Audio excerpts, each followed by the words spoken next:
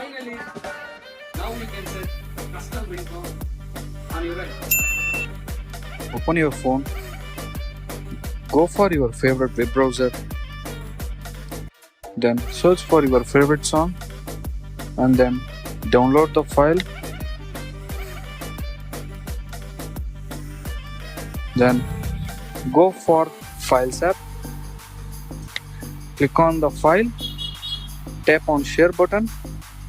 You can see a three dots, click on it. It shows an option use as ringtone.